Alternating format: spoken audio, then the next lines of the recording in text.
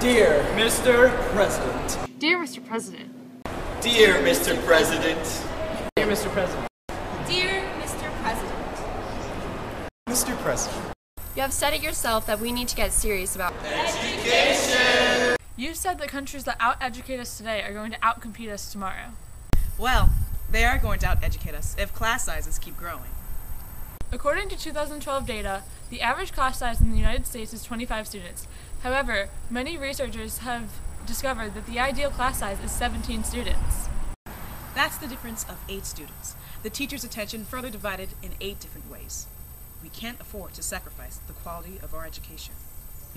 What are your opinions on class sizes? Class sizes are too big. This is part of what the lack of funding, how it has been put into practice.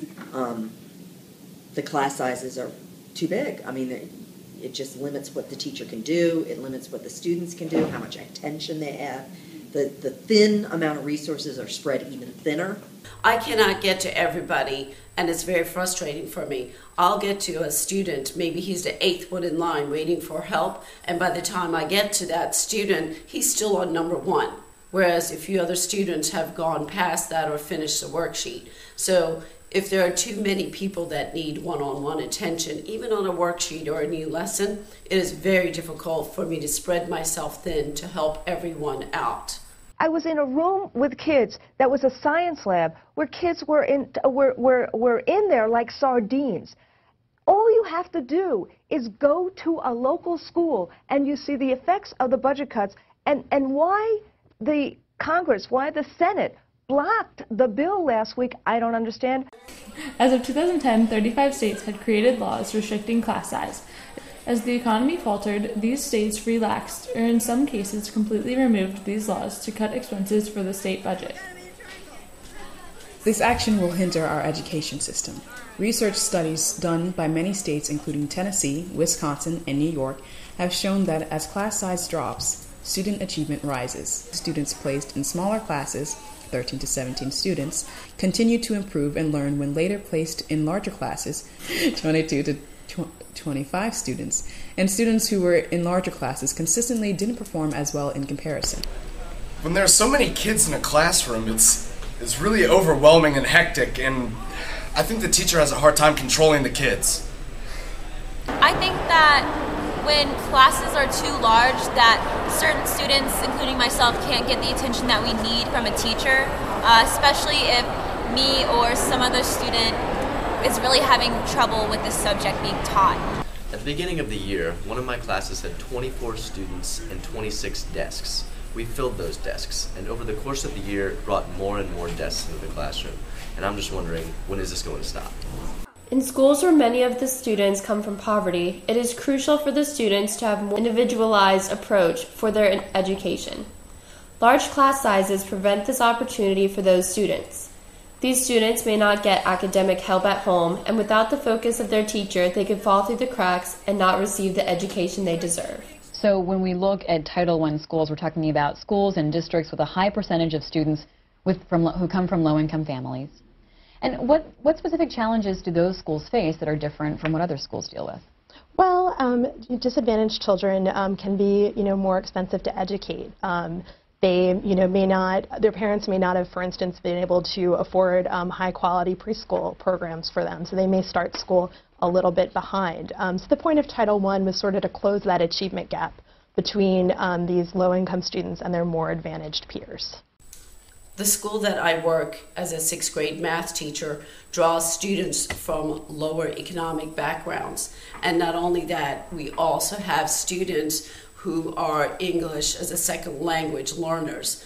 And these students also really need a lot of one-on-one help from the teachers. Therefore, my school especially is impacted by having too many students, a large class size. With education being the crucial part of fixing our country, there needs to be more funds to improve the situations of our schools. In the past 5 years, 35 states' school funding has decreased. In my career, I have no funding available for additional education. Pulling back on educational programs and services also means a decrease of demand for teachers. A statistic released in July 2012 revealed that there are 328,000 fewer jobs at the local school district level than in 2008. Taking account of the continuous growth of student population, this number should be increasing, not diminishing. This scale back of educational programs is doing us a huge disservice. Our educational system is no longer just preparing us to compete with our country, but the global workforce. Many reforms that schools want to make, such as improving early childhood education, adding beneficial after-school and summer programs, and incorporating technology in the curriculum, cannot be done with these current budget cuts. The government only offers states about 8% of their education budgets. States receive some government grants from education purposes, but the majority of education funding is provided by the states. And one thing that's really important to remember about Title I is it's supposed to be a plus from the federal government. It's not supposed to replace state and local dollars for these children. You know, I don't understand the discussion in Washington these days, because everywhere you go around the country, people are talking about how important education is for their kids, how important it is to ensure that kids are prepared for the 21st century economy. And yet, all you have to do is walk into one school district around the country and you see the cuts have been huge over the course of the last 3 years because of the recession, but collectively, cumulatively, they've been huge. Over the course of the past 14 years, the budget has been cut. I would say it's consistently, slowly, incrementally been cut. Okay. And how has that affected you personally? My income was cut by 2%, and I have not received any kind of income increase for the past 4 years, not even a cost of living increase. So with allowing for inflation, I am making less money now than I was 4 years ago.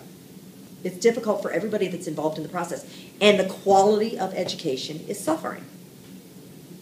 The quality of teaching is suffering because you've got more bodies that you have to spread your energy to, and the quality of the education suffers. It's suffering a lot.